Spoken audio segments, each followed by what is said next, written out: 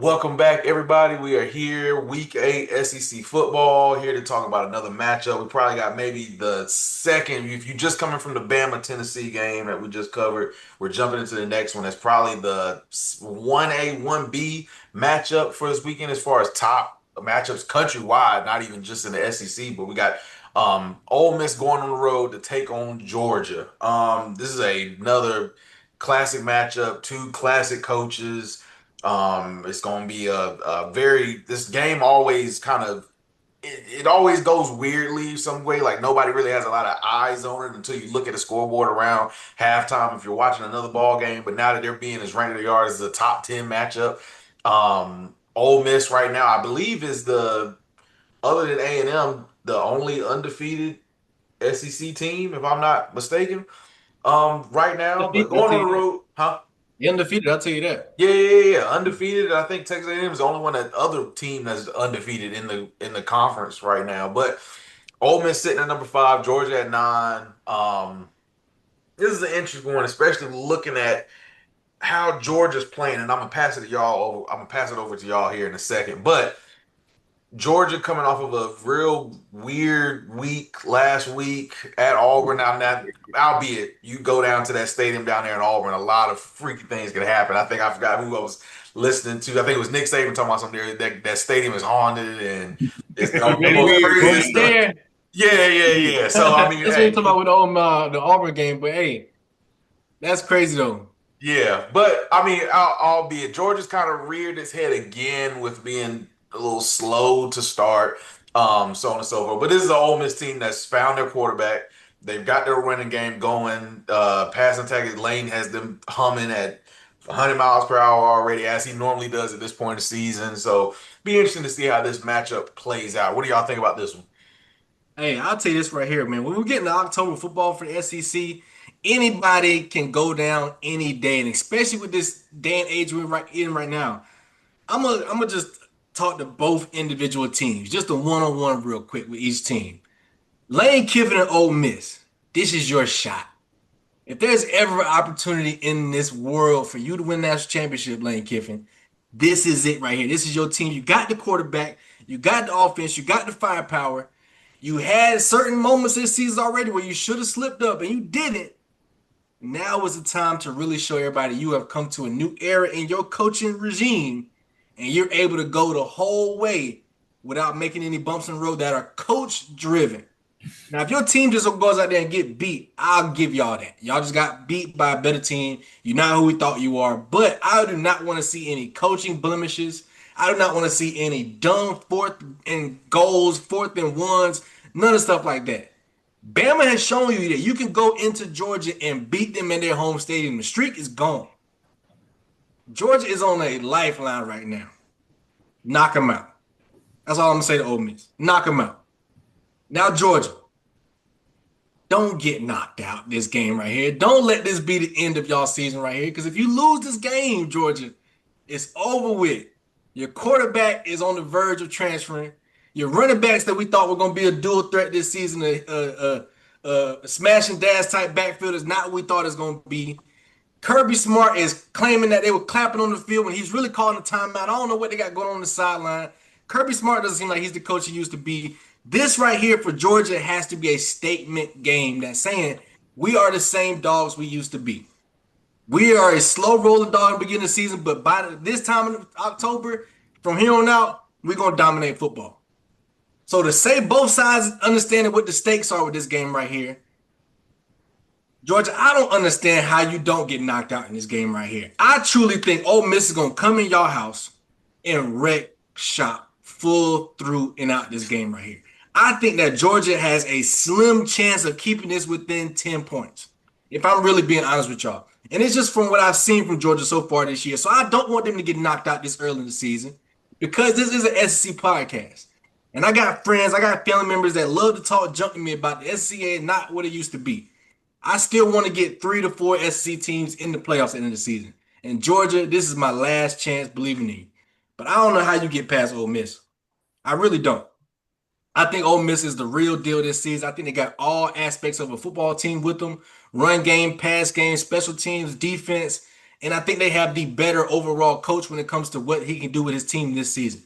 I think Kirby Smart is holding on by a nail. I think he's on his last line with this team this year with Georgia. And I think he's going to do a lot of rebuilding in the offseason. But we're going to see when it comes to Georgia. Right now, I got Ole Miss winning this one by 13. 13 going into the fourth quarter. Hey, I'm right there with you. Everything you said was pointed. It was on point. You didn't miss a beat. The only question mark I have for Ole Miss in this game is the fact that this is their new quarterback's first true road game as a starter. Okay. That's it. But I really ain't got that many issues because this kid has answered the bell, and I don't necessarily think Georgia brings enough to the table to even rattle him and what he brings to the table in regards to Ole Miss's offense. Yes, Lane Kiffin is going to be solely responsible for the win or the loss in this game. Solely responsible. Yeah. I see Lane Kiffin as being a more mature coach this year. I see him maturing as a head coach. Whether it's how he's handling the press conference, how he's handling the sideline reporting, how he's handling his play calling and his decision making in critical situations. I see him maturing here. Kirby Smart, on the other hand, seems to be going backwards because it seemed like he kind of cheating to try to win. Now listen, he knows it. He knows it. That man called time out. I saw it. This is time out. I don't care. This is time out. And when your mouth says time out on camera, all this means time out. So maybe he's kind of still living off a little bit of that fuel that he had from back-to-back championships after he left, Alabama or whatever. But man, these are two Saban disciples, two of Nick Saban's best coaches that he has, most talented coaches, one defensive, one offensive. Mm-hmm. You know what I'm saying? From the tree. You know what I'm saying? And they clash every year. And Ole Miss beat they behind last year. Granted, it was at home, but Lane Kiffin is not scared of Georgia, just like Kalen DeBoer is not scared of Georgia. Georgia's a team, just like Alabama. If you can convince your locker room to not be scared going in that game, you can knock them off. Yeah. You know what I'm saying? You can knock them off. And Lane Kiffin already has that ingredient in his playbook because they did it last year. So I'm not studying Georgia in this game. I honestly believe it's going to be worse than you said, Drew. Georgia starts slow. Ole Miss starts fast. I believe Ole Miss going to probably jump out on their behinds by like 20 or something early, and they're not going to let up. Yeah. I got them by 20 plus. I think this is going to be the game that knocks Georgia out of the CFP race and makes Kirby Smart rethink the way he is coaching football, because Kirby Smart is still coaching the Saban way, right? He's still running his program the Saban way. You got all these other folks that have, these younger guys that are starting to kind of pick up on NIL. It's like, hey, we could put a team together like this and do this, and we Texas Tech. I can beat good teams after a restructure in 1 year, right? Kirby's used to that old school, I'm on build. That's not the way it is anymore. And I believe this game right here is going to show him that, because Lane Kiffin and Kirby Smart manage their teams completely differently. And I think the way that Lane Kiffin is managing his team or running his organization is the way that college football is going. Kirby Smart is going the other direction. And I think we're seeing that on the field. The slow starts, the lack of solid quarterback play, all these things are spelling to me Kirby Smart's not necessarily catching up as fast as others are. A la the reason why Saban got up out of there. Kirby and Saban are too similar. Kirby's got to change. This game right here, Ole Miss, I'm talking about a nice wallop across the face, and I'm going to sit up here and stand by it. I'm talking about they jump on their ass early, and they do not let up, and Georgia has to completely rethink the way they are handling themselves in regards to college football. And that's really all I got to say about it. Ole Miss is going to dog stomp Georgia, and it's going to make everybody in the state of Georgia rethink football. Yeah. Hey, I'll tell you what, this is going to be a really good one. I'm looking at this from, I tried to look at it from a statistics and stats mindset going into this game and not let the eye test kind of fool me into figuring out who's going to win this game. You know, you look at the stats, points allowed, Georgia sitting on defense at 19th, yards per game, 26, passing 60th, which is alarming, rushes at 17th. Then you go over and look at Ole Miss on the offensive side, 20th in points per game, 5 in total yards, 8 in passing, 27th in rushing. And you look at all that and you're like, yeah, they're going to be able to walk in and do what they need to do. My thing and the biggest question is two things that'll be the key to this ball game. Number one is how does Chambliss handle this road environment? Because you go and you look at their schedule. I didn't realize they only been on the road one time this season, Mm-hmm. and that was at Kentucky. Um, I don't know if he had already taken over the reins in that game. Maybe that was the first game he stepped in on.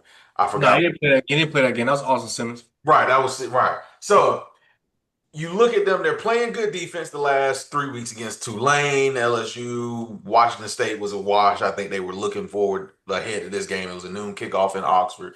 Um, all of that tied into that Washington State game. That's just wash that one out your brain. You look at Georgia. Georgia, for whatever reason, some games you look at it and you're like, all right, they hanging in with these big teams that we classified as top teams, and in other weeks they look like, all right, what are you playing? What are you doing? Type of moments. But can Chambliss come into this game and hold serve? Play the way you've been playing. Don't let the moment get too big. Stay the course. Trust your offense. Trust what you've been doing all year. You go in there and you do it in this environment at night, or I mean in the afternoon. It's not even a night game, so I think that honestly plays into their favor. You should get the win. Now the other point number two. Lane Kiffin is known for doing this. Shane and Sean, you said this a minute ago that he's coaching more mature. And I think that's the biggest thing because whenever you played against Lane Kiffin, you could always expect for him to do at least 2 or 3 times he's going to call make a wireless decision that makes everybody scratch their head and either plays off or it shoots you in your foot. Whether it's going for it on fourth down on your own 30, whether it's faking a play when you should be faking it, or going for two here, so on and so forth. Those type of plays. Now, when you're on the road, you got to kind of conserve it a little bit, but Lane is Lane, and he's going to do what he's going to do.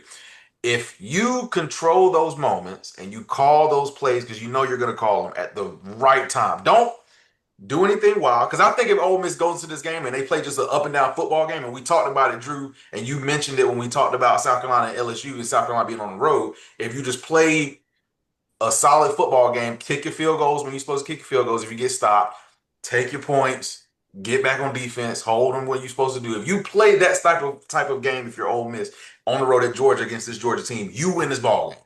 You win it. Don't do nothing crazy. Don't do no crazy turnovers. Don't go for it on fourth down and give them short fields. All of that kind of stuff. Play good special teams.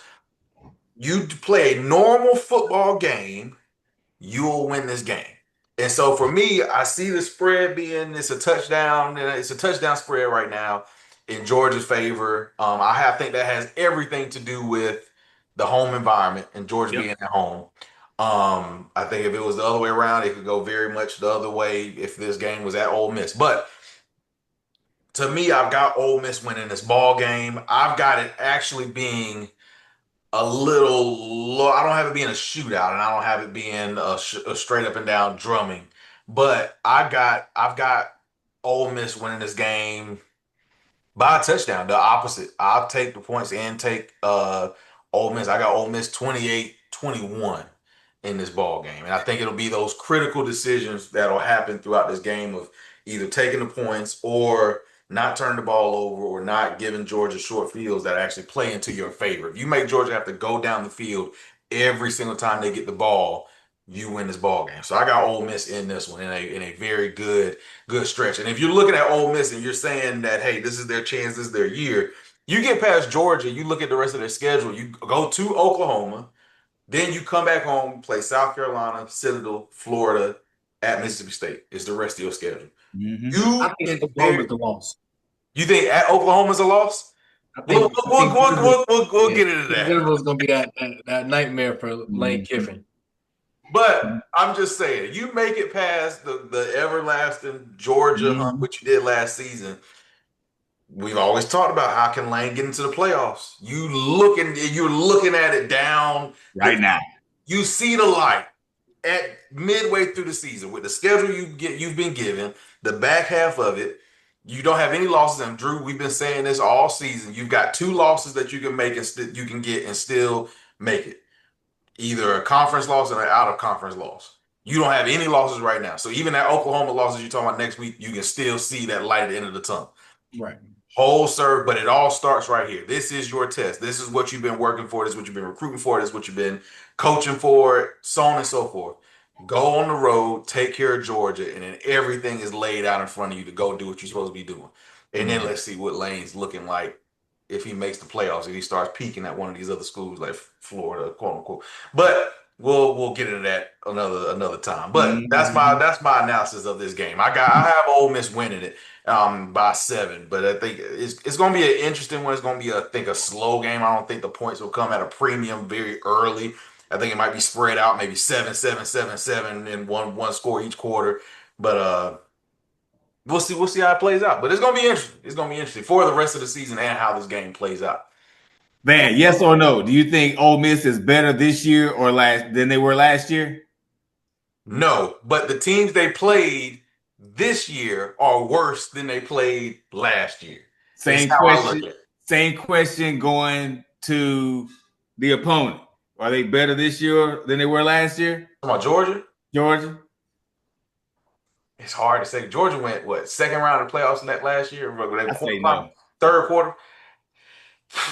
No, because Carson Beck. No, because Carson Beck's a better quarterback. I think it's the quarterback. The quarterback, and it's like we talked about a couple weeks ago when we talked about Georgia and Bama. Which quarterback do you trust more in a ball game? I think it's the same type of decision. The same thing here. Do you trust? Same thing. Do you trust Georgia's quarterback right now? I think the new guy. I think you ask anybody in the state of Georgia right now. Is Gunnar Stockton your guy? Is he going to be the guy that can get you in the play that you think you can make a run with? I think everybody's answer is no. I think the Gunnar Stockton hate is not. I'm not saying he's bad because remember, I don't think he's bad either. I think Georgia. I think that what they're depending on him to be is not what Georgia used to be. Right. Gunnar Stockton to me he's a top 15 quarterback in the country to me. I think he's serviceable. You took the words out of my mouth. Serviceable, yes. I think he's just young, but I think even Carson Beck's early days, he was not over the middle type quarterback. Right. True to that. And Gunnar Stockton is a not over the middle type quarterback. The only issue with him versus Carson Beck is he always relied on his legs. So when that first read's not there, I'm running rather than that second. Carson Beck, go back to Stetson Bennett, used to hit that third tight end. And now my offense is really churning. Yeah, I think a lot of it has to do also real quick is the lack of running game right now is not giving him any benefit. And the reason why all the message boards for Georgia and all the Georgia fans are screaming for Mike Bobo to get up out of there is what system are you trying to run with this guy? He can be good, spread it out. Let him get avenues to run and at the same time get quick game, getting the ball out of his hands because he's a young quarterback. But it's another one of those situations like and I've noticed this with a lot of SEC teams right now wanting to get rid of their offensive coordinators.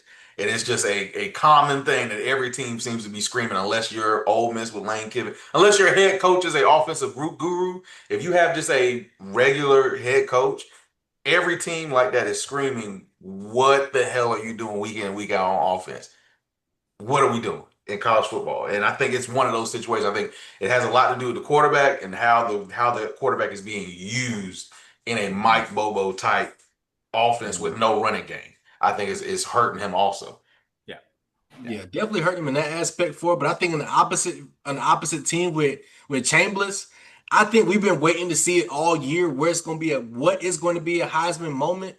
This is it for him. Yo, it is. Yeah. You go in there and do what you got to do, what you've been doing all season to other teams against Georgia in their house. Man, you might as well go ahead and hand deliver that trophy down there at Ole Miss. Because I think he alone is the reason why Georgia's going to lose. I just don't think you have an answer for it. To me, I thought they went up against the best defense in the country, which was LSU. In the time where LSU was the strongest, not due to injuries, not due to suspensions, anything like that, they were the strongest. And he had his bumps and bruises, but he came out there and walked that game. Now, there are stadiums that in October with a new quarterback, I don't want to go see. Number one, I'm not going to Auburn with a new quarterback. I'm not doing it. Not in October, not for an afternoon night game. I really don't want to go to Death Valley. I really don't want to go to Bryant Denny. I'll actually kind of choose. I don't want to take a new quarterback to South Carolina over, to me, what Georgia is right now. Right. Georgia 2 years ago, 3 years ago, yeah, any type of team that walks up in there for a home game, they're getting stomped out. But Georgia right now is vulnerable. They are bleeding. I think other teams see that that's going on, and they're ready to go for the jugular. Chambers is the type of quarterback that's going to go for the jugular. I see him putting up like 230 passing, 2 touchdowns, like 65 rushing, 1 touchdown. Ooh, that's the drumming right there. That's the recipe for But a at the same drum. time, that's exactly what it did against LSU, but just in a more experienced type of route. Be more conservative. Be more like, to the point where I'm not trying to throw it all down the field, trying to take all these one-on-one matchups. Just carve this defense up because they're not that great. They're not that great. So, I mean, Georgia, you're on upset alert. Big time. Early in the week. Big time. Big time. All right. Well, hey, appreciate everybody tuning in. Leave a comment. Tell us what you think about this game. Tune in on Sunday for our reactions to week 8. Until then, stay tuned. We got one more video coming out this week. Be 2 more games wrapped up into one. Just quick thoughts on that one. But until then, hey, we'll see y'all next time.